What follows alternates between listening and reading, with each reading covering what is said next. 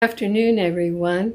My name is Nayaswami Padma, and I'm here today to bring you an excerpt from Yogananda's original teachings. This is out of Swami Kriyananda's autobiography, The New Path. And in this little excerpt, it's fun and interesting.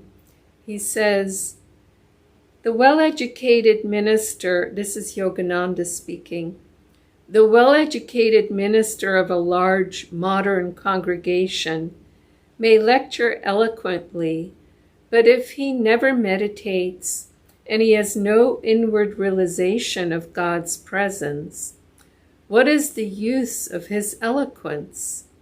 His D.D. degree in this case stands for nothing but doctor of delusion.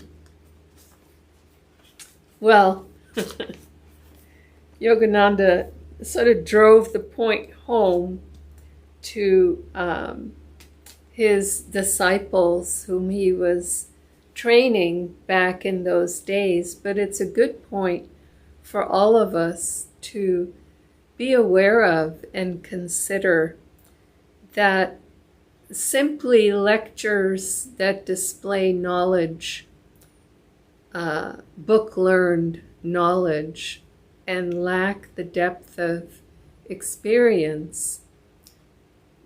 And of course, when we're talking about meditation and teaching people the techniques and the way of life of meditation, then we're talking experience.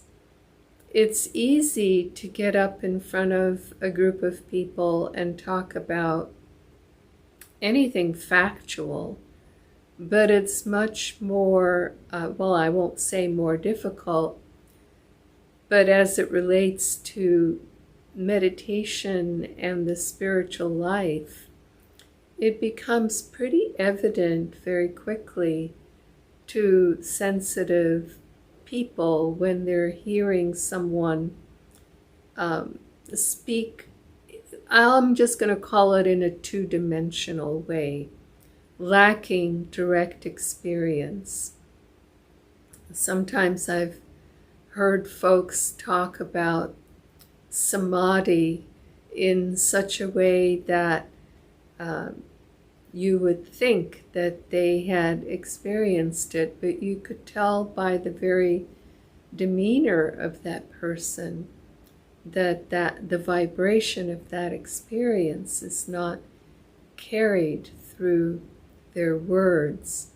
And so it's important for us to realize that when we speak to others, and this doesn't mean that we have to be fully realized before we can speak to people about any spiritual matters. It just means we have to speak from our experience and acknowledge.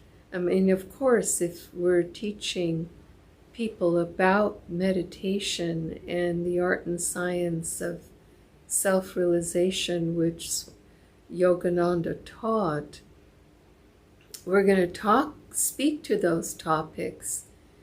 We're going to speak to some topics that go beyond our own experience. But it's always important to qualify that, to say that. And so the vibration of what we share comes across.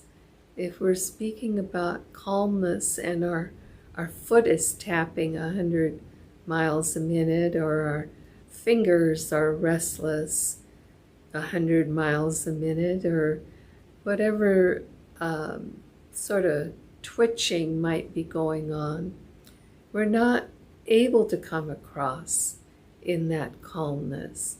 If we're too serious and severe in our practices, if we're trying too hard and the joy isn't there, it won't be there if we're trying too hard, then it's difficult to convey the spirit of joy to others. Our very being resonates with the vibration of our own direct experience at that point in time.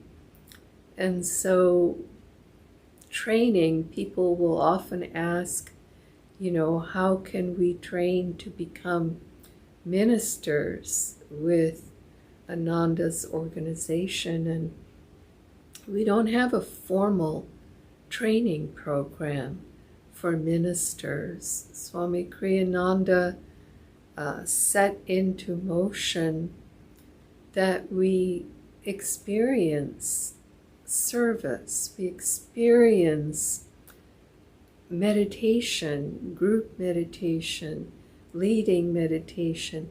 We have all kinds of experiences working with people, having wholesome interactions with people, being helpful to people in all these ways. With time, it becomes obvious we're living these teachings of yoga. The philosophy is not just a philosophy at that point. We are not doctors of yoga in that regard, at least to the extent we're not practicing. We can't convey it. So when we practice is when we have the direct experience, and when we have that experience, it is carried through the very vibration of our interactions with others. And I appreciate Yogananda's sense of humor in sharing that bit of teaching with his disciples at that time. Joy to you, and we'll see you again next week. Many blessings.